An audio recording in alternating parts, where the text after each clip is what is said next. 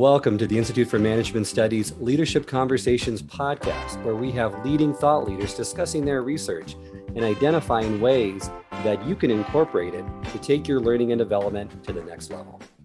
Welcome, everyone, to this IMS Conversations podcast. My name is Charles Good, your host and the president of the Institute for Management Studies, which has been providing world-class, innovative learning solutions to Fortune 500 companies since 1974. Our podcast is designed to highlight relevant research and practical applications from esteemed leadership experts and practitioners. And today I'm delighted to be joined by best-selling author and leadership thought leader, Dr. Hank Weisinger, who is a celebrated, influential, and world-renowned psychologist.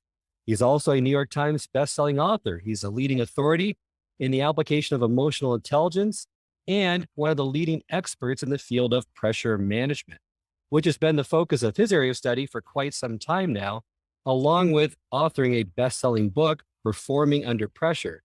And this will be the topic of today's upcoming episode. Dr. Weisinger is also the author of several successful books that have been translated into 30 different languages, some of which include Nobody's Perfect, a New York Times bestseller, and Anger Workout, now in his 33rd printing and has sold over 140,000 copies. His expertise has been recognized and sought after by leading business schools, influential government agencies, and Fortune 500 companies. And it's my pleasure to welcome him to today's podcast. Thank you, Hank, for joining me today. It's my pleasure. I'm happy to be here. Knowing you for so long, I know we could have lots of engaging conversations around a multitude of topics. But like I said, today's episode, I'd like to discuss those topics around your New York Times bestselling book, Performing Under Pressure, since now it's likely needed more than ever. And one quote that really stands out to me, since I'm a baseball fan, and I think it's so apropos for this topic, is the Roy Hobbs myth. Clutch hits exist, but clutch hitters do not exist, which means thriving under pressure is a falsehood. Why do you think that's the case? Well, it is the case. And just I want to familiarize some people who might not know the name Roy Hobbs. He was a fictional baseball character in the movie The Natural with Robert Redford. And the dramatic scene where that quote is taken from is a scene that every baseball fan has seen a zillion times. It's the crucial game, playoff game, ninth inning. Your team is up, your star player is up, and you're praying for a home run. And in this movie, he delivers and he hits a game-winning home run. Everybody goes nuts. Roy Hobbs is the greatest. Now, the reality is in the book, he struck out. And that is much more of the reality of the situation. And what the Roy Hobbs myth means is that we all have these memories of these iconic sports moments, the touchdown in the last few seconds, the game-winning home run, a half-court basketball, basket in the last second.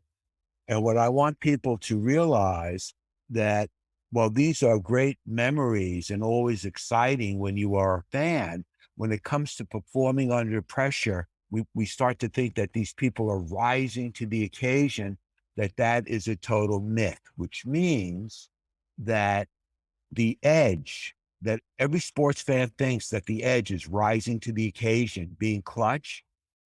What I discovered from years of research is that the edge is not rising to the occasion.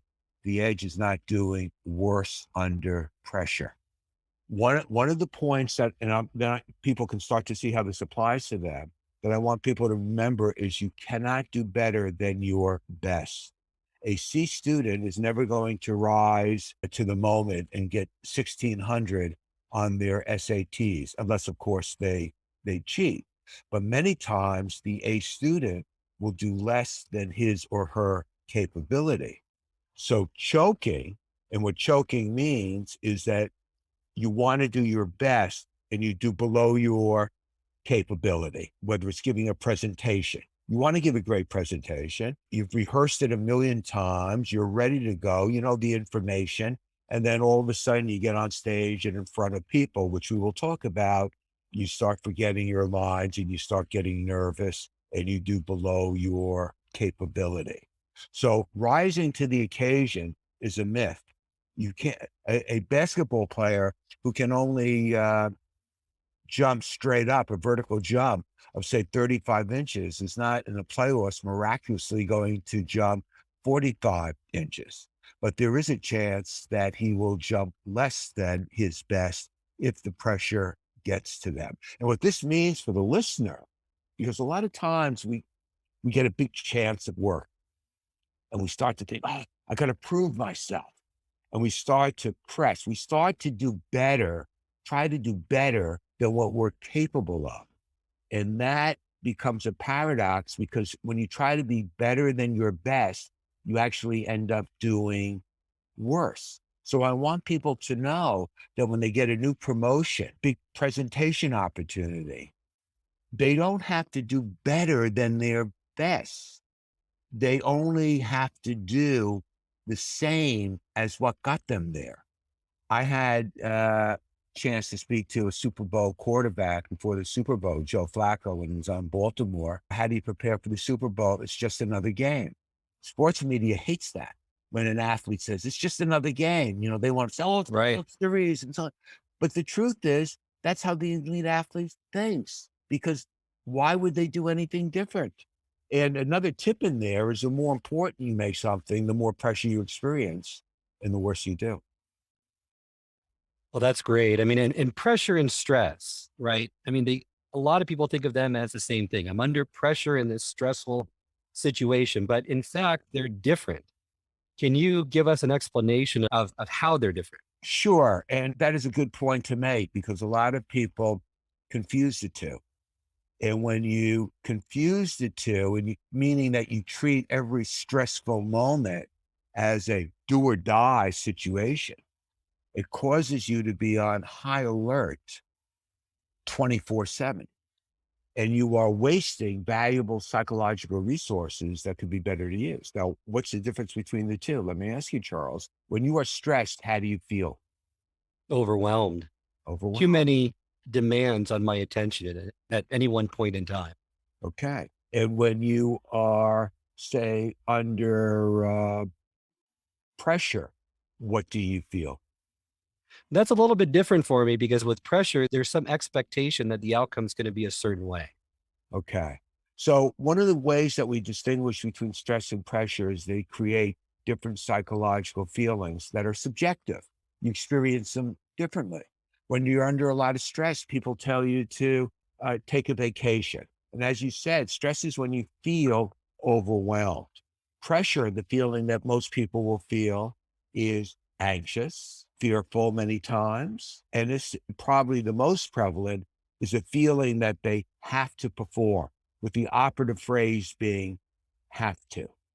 They also differ in terms of how you can cope with each. See, when you are experiencing stress, the goal is to reduce it, to reduce the feelings of being overwhelmed.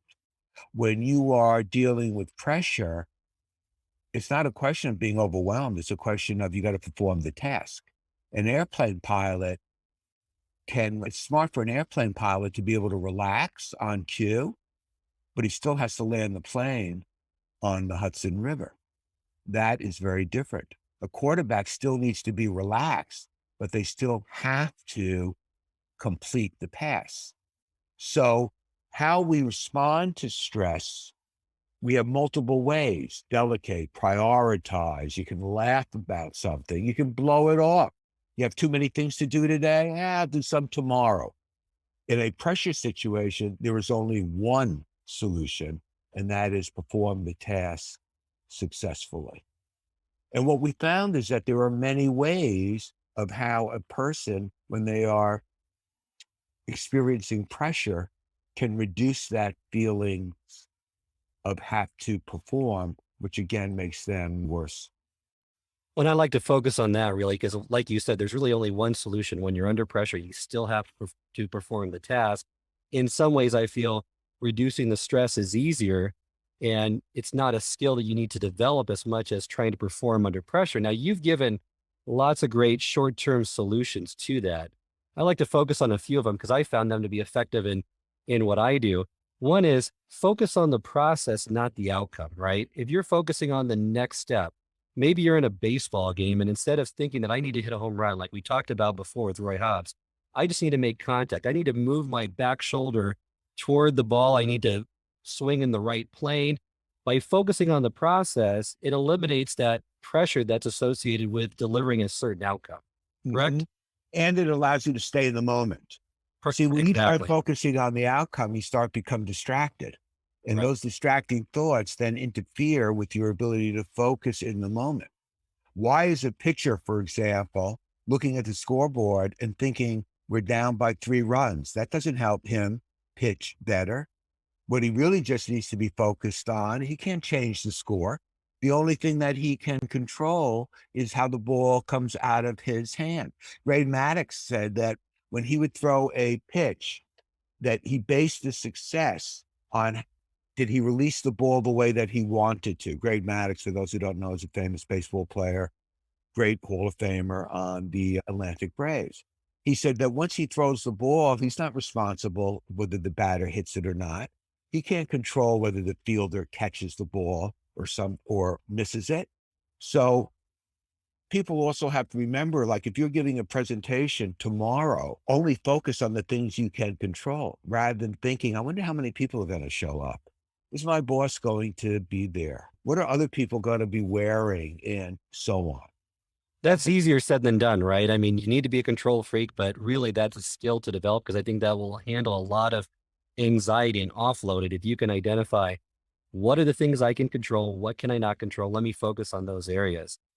Some of the other ones is, maybe not being in the present, but recalling a time when you did great in the past, right? To build up those feelings of confidence that will help to say, I've done this before. I've succeeded in an equally stressful or more stressful situation, which gives you that resilience, that confidence that you need moving forward. Yeah, I'll give you a perfect example because you really gave me a very glowing introduction. But one thing that the folks might not know is I have given probably more IMS presentations than almost anybody out there in all regions, multiple times.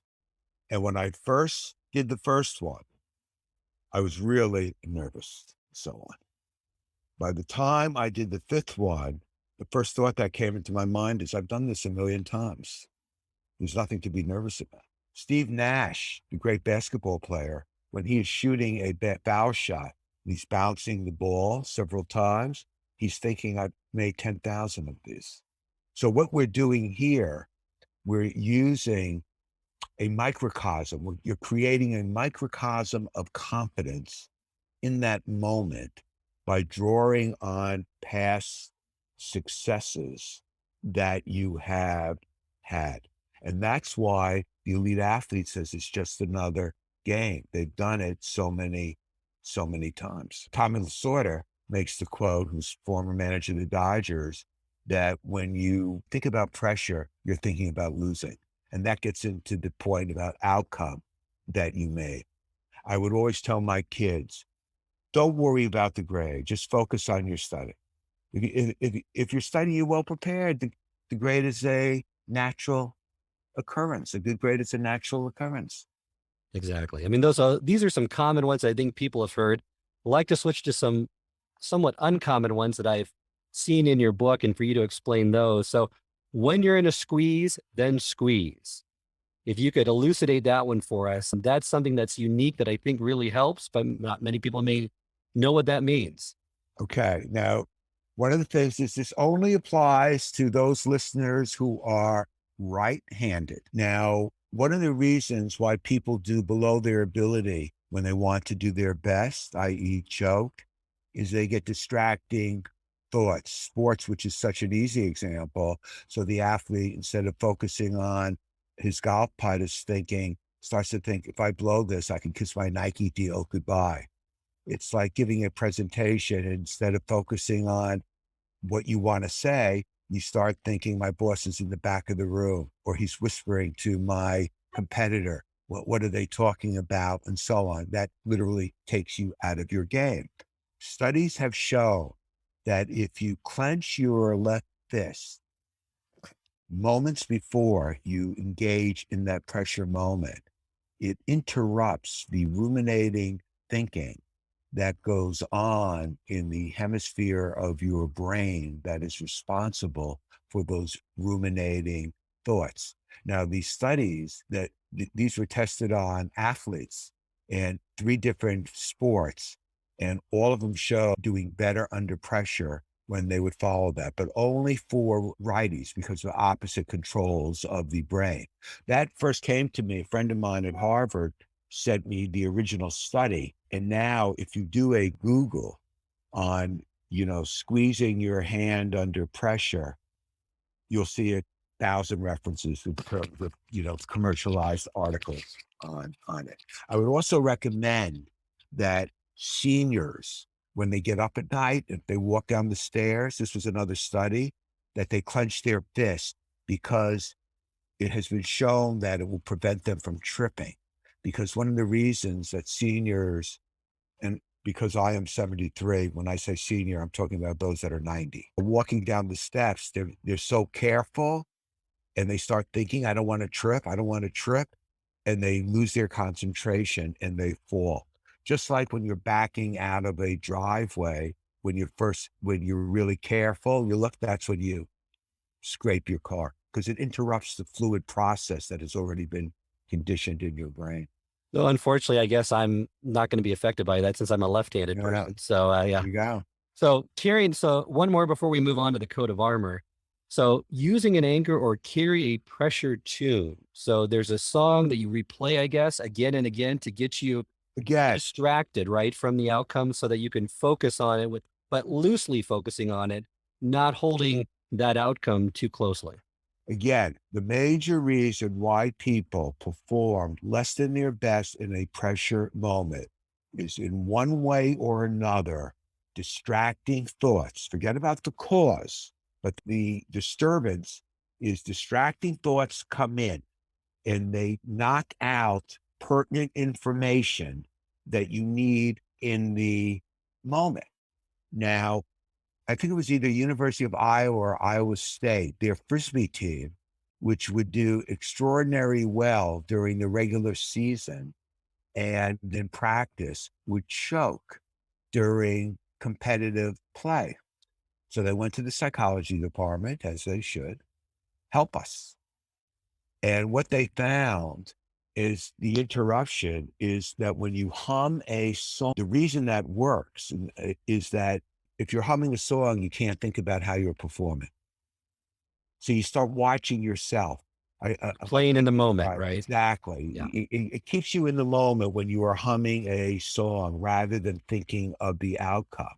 And what is really interesting is that those who sang the lyrics did the best rather than just humming, because that caused them to even be more distracted. And happy lyrics did even better. So, you can't go wrong with YMCA. There you go. Good insights. And then with an anchor is like a mantra, right? It's something that you state prior to or during that would help you. Well, it's like it's like a holistic cue. Like, for example, if you were giving a presentation, what would be the one word that you would want to use to describe how you want to come across? Charismatic, confident. Okay. So that would mean that right before you give that presentation, that's the word you pick. And that will allow you. Now, do you associate it with a famous person that's known for that quality? You could. That help? You could, if that will create a visual image. Okay. I think it's better to, for example, one of the things, I know we'll talk about confidence. One of the things that people who become confident do at an early age is they have what I call micro success visions, where they visualize themselves in all different types of, quote, success fantasies. So when you say, should I think of a charismatic person? When I was throwing a touchdown pass in the Super Bowl, it was me I was looking at, not Tom Brady. You want to see yourself and all. That's one of the interesting things I found about people who became competent. They always saw themselves in successful situations, whether it was accepting an Academy Award, being an astronaut, saving a person, from a fire. Interesting. Well, and it has to be grounded in reality, right, as well. So you have to be willing to put in the work. But I love what you state with, if you want to perform better in pressure situations, you need to build your coat of armor. And code is spelled COTE. It's an acronym for the four things you really need to use to develop. First one, like what you just said, is confidence. Since confidence or confident people see high pressure situations as challenges to overcome, not crises to be confronted. They tend to work harder, persist longer, and are more optimistic and enthusiastic than those that do not. So I think everyone agrees that yes, it's important, but how do you build it? Okay. Well, the question I want everybody to think right off the bat is that if they met a 30-year-old confident person, what type of upbringing do you think they had? See, we say, oh, this person's really confident. The things you mentioned are all outcomes. But as you're now saying is, how do we get there? And one of the characteristics of confident people is they all had very supportive parents. Now, if you're 40 and your parents are gone, hopefully not. If you're 50, and you're not going to it's too late. But what that does mean is you have to surround yourself, if you're not confident now, with a really good a support system that is going to have the defining attribute of building you up rather than putting you down.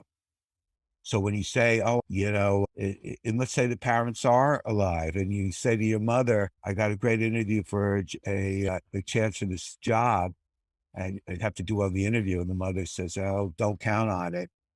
Quite frankly, as a clinician, I'd say, you don't need to spend a lot of time with your mother. Well, that supportive culture is so important, but also I would assume that having those past successes builds your confidence, right? It They gets you to that point. That's right. But also because remember I said that confident people, when they were young, they put themselves in all sorts of situations, and you say it has to be reality based. Yes, but not at the beginning. Mm. See, the reality starts to be developed when the person starts to develop an accurate self-assessment of themselves. And that is another defining characteristic of building confidence, that you have to have an accurate assessment of yourself, which many people have trouble doing.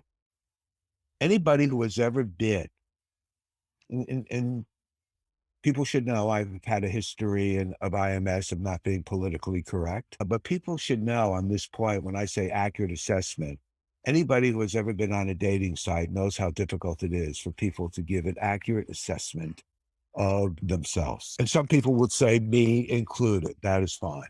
But that's where it starts. See, many parents sabotage their kids by telling them how wonderful they are all the time. So now the kid thinks I'm the greatest piano player. They get on stage and they quote stink, or they get at bat at Little League and they stink, and so on. And that does worse for a person's confidence.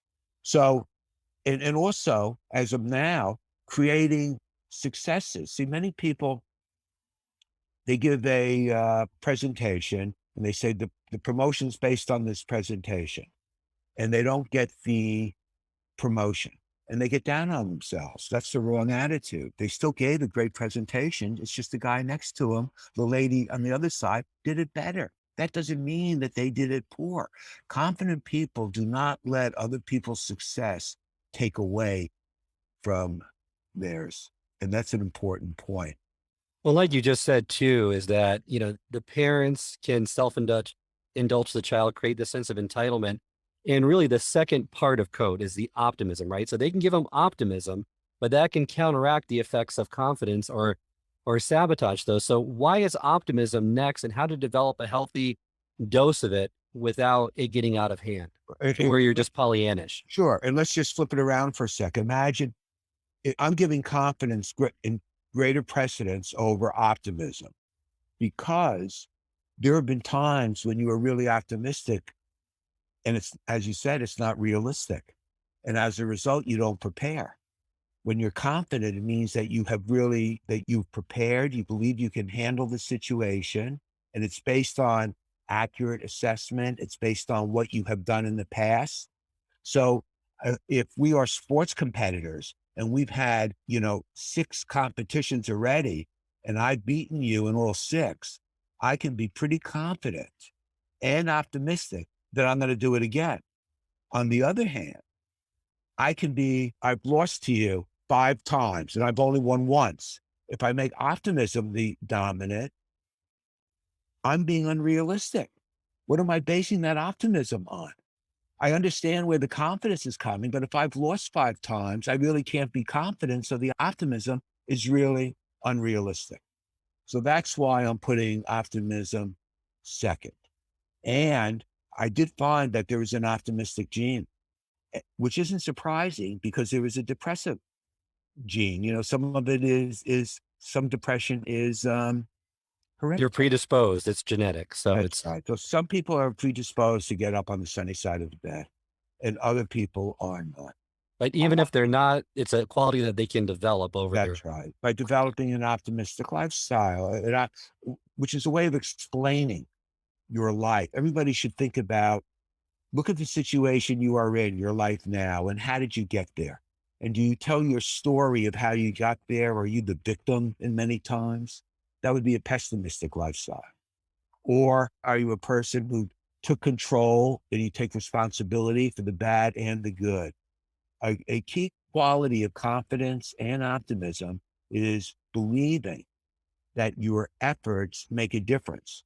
Why would a student study for a test if they didn't think the studying, if they think the studying doesn't make a difference, I'm still going to fail. Why would they study? Why would But it feel? throughout that time, you're right. Throughout that time, you need perseverance, which is the next one, the tenacity, right? That's such a common buzzword today because tenacity can be a synonym, could be resilience, mental toughness, perseverance, because your efforts may or may not yield the outcome you want, but you got to persevere long enough in most cases to determine that. And I think that's really what people are struggling with today is that perseverance, that tenacity to stay in it. And you say, tenacity has a DNA and it's spelled GFHC. Yes. How can you make yourself more tenacious? And can you talk a little bit about that DNA piece of it? Okay. Let's go back to early man. So when early man woke up, do you think somebody had to tell him to find food? I don't think so. I think he was pretty motivated and he persevered until he got fed. What motivated him? That instinct, the hunger instinct. Okay, it was physical. Yep. And so that provided energy for him to go out and find his food. Okay. So one of the things that we need to set off the tenacity process in that DNA, the first thing are goals. But the mistake that people make, I have found, especially managers, is they keep the goals very realistic, which are demotivating because they are boring. Can you imagine I'm the Super Bowl coach, I'm the coach of a football team, and I say to the team, all right, our goal is to be 5-5 this year or play 500 ball. Every coach is unrealistic because they all tell their team the goal is to win the Super Bowl. You must have big and meaningful goals because that's what excites you. When I write a book, I don't think of, oh, I just want to write it and sell 5,000 copies. I'm thinking New York Times bestseller. Otherwise, why would I write it? Nothing else excites me. That's it. When a director does a movie, they're thinking, what excites me, Academy Award, not just to make a regular film. So people have to create goals because you don't do things every day in work that are immediate gratification and energizing. So you have to start off with meaningful goals. Then you can break them down to small, meaningful steps. So now I have a goal. The goal is to find food. So you got 2 people walking down, and one of the early man notices the excrements of, some type of animal. The other doesn't notice it. So they go down different trails. If that person wasn't focused on what their goal is, they would have missed that cue and would not have found the food. So people have to train themselves to focus. A nice little exercise is take a penny out of your pocket and put it on a table and see how long you can look at it without having distracting thoughts. It That's increases. mindfulness, right? Meditation's all about that training. And, psychologists are great at coming up with words. You want to call it mindfulness, fine. On that. Somebody else might say self-awareness, There you go. monitoring your thoughts Right. and so on. So that's the second thing, so that you have to focus. See, this is what you need to have in graduate school. You're in for the long haul, or you need to write a book. If you can't focus on writing every single day, that book is going to take a long time to be written. And the way you maintain the focus is always to remember what your goal is. Right. And the next one is H for hope. Yes. And I would say that hope is one of the most undervalued management tools in corporate America. And I'm very proud to say that the man, C.R. Snyder, who created hope theory and was one of the four founders of positive psychology, was one of my advisors in graduate school. And what hope means is that you've attached yourself to a positive outcome. You've attached yourself to I hope I pass the test. I hope we win the game.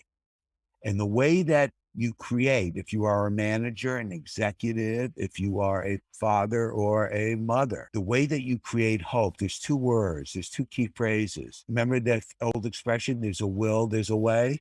Well, it's the same thing. There's agency, which means how much self-motivation can you bring to the table? What is your will? And the way you can increase your will is with the concept of pathways, which is how many ways can I get to my goal? What are all my resources? So when I'm writing a book, I hope it's going to be a bestseller. I have the will, but I have to create pathways. Oh, I can promote it through IMS presentations. I can write blogs. I can do this. I can do this. Pretty soon I have 30 pathways and I'm saying, how can I fail? So a manager, oh, how do we get this project done? What are all our resources? Who can we contact? And so on. And as hope starts to build up, motivation and focus are maintained. And then the final piece of that DNA for tenacity is the C for coping. Yeah. So now I got to tell you, I'm focused. I remember the goal. I'm going down all these routes. I'm tired. I'm tired. This is what the caveman is thinking. There's a tree. I'll sit under it for 10 minutes. And at that point, relaxation was born as a coping mechanism. So coping means that there are going to be many obstacles in the process of being tenacious. That's why people will use maybe the term resilience and bouncing back. This is why I like tenacity. It's more encompassing than any of those other concepts, especially resilience. A quick sidebar, there's nothing special about being resilient. I got sick the other day and now I'm better. I'm resilient. The plant dies and then it comes back in the spring. It is resilient. Life is resilient. Resiliency is not a mental disorder. Depression is. People who are not resilient, that is the problem. Not that people who are resilient are special. There's nothing special about the resilient executive. That is natural. The executive who can't bounce back from a setback, that's the one who needs therapy to get him back or her back. Right. The absence of it's a problem, but being a tenacious leader, that exudes a positive quality. And that's something that's special, that's not inherent, that you want to develop over time. Right. So people have to develop multiple ways, and relaxation, of course, is great.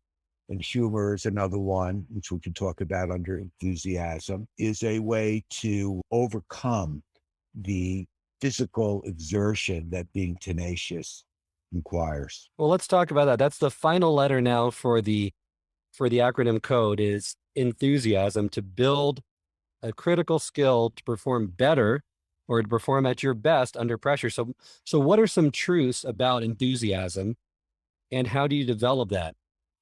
Well, one truth is that enthusiasm is always experienced when you find something you are interested in and when you have completed a goal.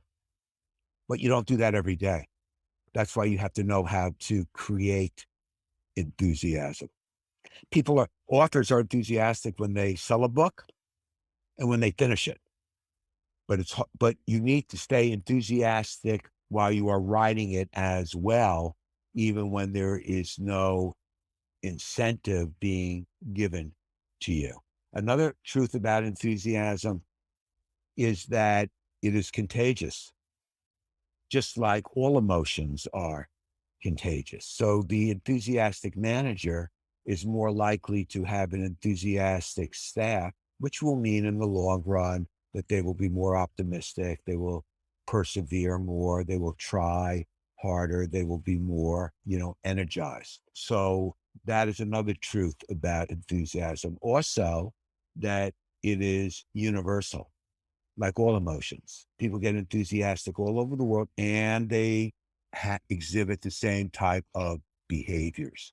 Nobody frowns when they are enthused. People smile.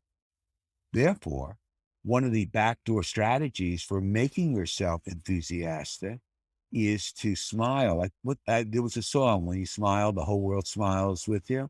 I would encourage people to try a little exercise that when you're walking down the hall, well, when you go back to work or anytime you see somebody, smile at them and you will see about 98% of the time, even though they're a complete stranger, they smile back at you. And for 1 microsecond, that person, you will have the pleasure of knowing that you made somebody in the world experience the joyful feeling of enthusiasm. There's a great commercial by Coca-Cola that they did a few years ago where they had a person on a subway train. I think it was in New York City, and he had this infectious laugh. And it showed over the course of about 15 to 20 seconds how that infiltrated everyone in that car, and they were just happy. They were smiling. Some were even laughing as a result of that, that it's so contagious, and people don't realize really, right, the control that they can exert over their enthusiasm. Not only that, if you check your records, you'll see that commercial came out about 3 weeks after I did the Atlanta IMS presentation. Excellent, excellent. Well, now I know the reason why. So I want to make one point. So some of the ways you can be enthusiastic is put something on your iPhone. You have a meeting coming up. It's 3 o'clock. You're tired. Put something on your iPhone, a picture or something that makes you smile and puts you in a good mood. Play music. I mentioned YMCA and so on. So, put on a song that makes you feel upbeat or at least, hum it and you will be more enthusiastic. That managers should have a humor meeting in the morning. I don't care how hokey it sounds, where at 8 o'clock in the morning, everybody goes around and you tell a joke. Now, some people will say, oh, they think humor is spontaneous, as if all the ad-libbing on the talk shows is spontaneous. Please, they practice their ad-libs. I always remember a scene in the book that The Wolf of Wall Street, Jordan Belfort wrote, when he's teaching salespeople, you have to have a script. And one guy says, it's not authentic and so on. He says, did you see Braveheart? Where Mel Gibson gives that great speech on the horse and everybody says, yeah. He says, you think he made it up on the moment? Spit it Exactly. out, then you own it. And then at 12 o'clock, I want people to have a support meeting where the team gets together again, just for 5 minutes. Anybody having any issues, yada, yada, yada. And then at the end of the day, have a success meeting where the manager says, I want one success that everybody had. I don't care how small it is. If you called somebody, a client that you hadn't spoken to in a month, that's a success, whatever it is. So then people go home feeling they got something done and they come back more enthusiastic the next week. I love those call to actions with those meetings throughout the day. And it's been great, along with the code of armor. It's spelled COT, to develop your performing under pressure situations, which I think everyone's dealing with more and more. What I want people to know is that the pressure solutions we talked about are microcosms Right. of the coat of armor. They give you optimism in the moment, tenacity in the moment, enthusiasm in the moment, and confidence in the moment. Great. Well, thank you for sharing your insights today with us and your experience. Remind our listeners on how they can contact you, along with what's going on with you with your new book. And for all parents listening, I know this sounds like hyperbole, but my new book addresses what I consider a huge global pandemic parental pressure. The book is called The Unlikely Art of Parental Pressure. My co-author, Dr. Chris Thurvers, the head psychologist at Phillips Exeter Academy. And I think parents will find it very useful. It talks about how to transform unhealthy pressure into healthy pressure so their kids experience it as guidance, support, motivation, encouragement, and comfort. And that is my interest as of now in enjoying my life. Great. Well, thank you, Dr. Weisinger. People can contact me through my website, which and is your website is? Hank Weisinger, PhD.com. If anybody has any questions, I'm happy to answer them for you. There's a lot of free articles and video on it that I think people will find very useful. And your New York Times bestselling book, which was the focus of this episode, Performing Under Pressure, can be found on Amazon as well. It's a great book. I recommend everyone to look at it, research it, buy it. It's going to really help provide those practical tips and strategies for you to perform better under those pressure situations. This concludes this episode of the IMS Leadership Conversations podcast. You can send us your feedback at info@ims-online.com. If you liked what you heard today and want to subscribe, you can subscribe through both Apple and Spotify. This podcast can also be accessed through the Institute for Management Studies website at ims-online.com. And as we close, remember, it's not what you know, it's what you do consistently that makes a difference. Thank you, Dr. Weisinger. Thanks for having me, Charles. Happy New Year to everybody.